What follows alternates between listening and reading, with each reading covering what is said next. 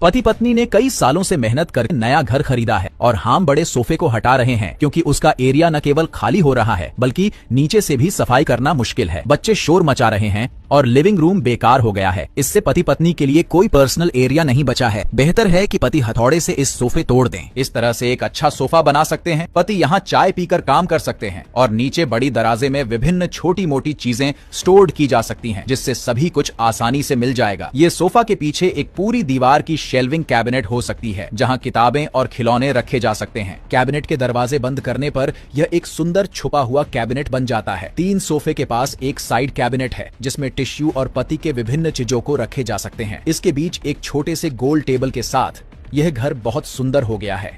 शराबी पति के लिए बाथरूम तक पहुंचना बिल्कुल आसान नहीं होता और वो हर बार बाथरूम में गिर जाता है। हम चाहते हैं यहाँ के सारे सामान को हटाकर शराबी के लिए एक बाथ टब तैयार किया जाए। सबसे पहले हम सीमेंट और ब्रिक की सहायता से इस तरह का ढांचा तैयार करेंगे। अब इसके ऊपर सीमेंट का लेयर चढ़ाने के बाद इसे वाटरप्रूफ कलर से पेंट कर लेंगे। टाइल्स की मदद से पूरे फर्श को हम सुंदर बना लेंगे। कोने में एक नल लगाएंगे। नल की सहायता से हम बाथ टब में पानी भर सकते हैं। अब ये बाथ टब शराबी के लिए बिल्कुल तैयार हो चुका है। जरूरत पड़ने पर दोनों पति पत्नी एक साथ गर्मी में ठंडी का मजा ले सकते हैं। हम चाहते हैं दीवार को खोदकर एक रैक बनाया जाए। इसमें हम हर जरूरी छोटी छोटी चीजों को आसानी से रख सकते हैं। अब ऊपर में हम एक वाटरफॉल नल लगाएंगे जिसमें शराबी के लिए नहाना और भी आसान हो सकता है, लेकिन यहाँ पर पानी जमने की समस्या हर बार आ सकती है। इसलिए हम फर्श को डाउन कर लेंगे ताकि पानी जमे ना और सीधे पाइप की सहायता से बाहर निकल जाए। अब दोनों के लिए बाथरूम बिल्कुल तैयार हो चुका है। इसमें दोनों पति पत्नी अलग अलग नहा सकते हैं। यह एक छोटा सा बेडरूम है जिसमें सिर्फ बिस्तर और अलमारी रखने से बेडरूम भर देते हैं। इसलिए इस लड़की ने अपने दोस्त को बुलाकर इस बेडरूम को खाली कर दी है। उसके बाद हम इस दीवार के साथ एक एल शेप्ड की अलमारी बनाएंगे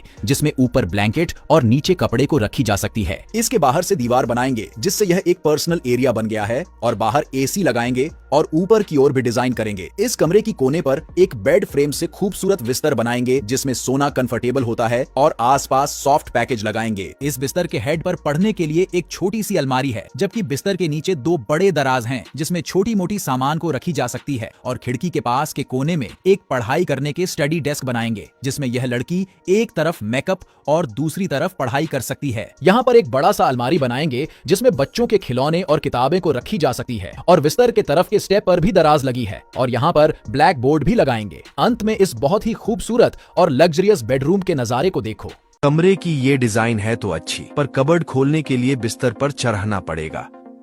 इसमें जरा सा चेंज करके बेड तो वैसे ही लगेगा, पर सिरहाने छोटा बॉक्स कबर्ड बनाया। कमरे की पूरी विड्थ में रैक कैबिनेट बनाए। एल शेप की स्टडी टेबल लगाई और यहाँ आएगा कबर्ड कपड़ों के लिए। कॉर्नर में भी ऐसा रैक बनाकर जगह को यूज किया। अब पहले से तो ठीक ही है। 2 बच्चों के लिए 2 बिस्तर को साइड बाय साइड रखा गया है जिससे भीड़ और एरिया की कमी होती है। यदि ऊपर नीचे का बिस्तर रखा जाए तो दीदी को नीचे सोने में बहुत ही डिफिकल्ट होता है और बहन के लिए सीढ़ी से ऊपर नीचे चलना भी सेफ नहीं होता है और ऊपर बिस्तर से छोटी बहन बहुत शोर मचाती है। इसलिए माँ ने गुस्से से इस बिस्तर को तोड़ देती है और पति ने छोटी सी गाड़ी लाकर इसको बाहर निकाल दिया है। उसके बाद हम इस दीवार के साथ जुड़ा हुआ खूबसूरत बिस्तर को बनाएंगे और नीचे भी एक खूबसूरत बिस्तर बनाएंगे और बाएं और कुछ स्टेप बनाएंगे। इस बिस्तर के नीचे बड़ा सा अलमारी बनाएंगे जिसमें लकेज और छोटी बहन के कपड़े को रखी जा सकती है। दूसरे बिस्तर पर 3 बड़े दराज बनाएंगे जिनमें दीदी के छोटे कपड़े और अन्य सामान को रखी जा सकती है। इस दीवार पर एक बड़ा सा हैंगिंग अलमारी बनाएंगे जिसमें दोनों बच्चों की किताबें और खिलौनों को रखने के लिए जगह मिलती है। दूसरे दीवार पर 2 कपड़ों की अलमारी बनाएंगे जिसमें दोनों बच्चों के कपड़े को रखी जा सकती है और इन दोनों अलमारी के बीच में एक बुक सेल्फ बनाएंगे। नीचे खुलासा स्टडी डेस्क बनाएंगे जिसमें दोनों बहन पढ़ाई कर सकते हैं। अंत में इस बहुत ही खूबसूरत 2 बहन के कमरे के नजारे को देखो।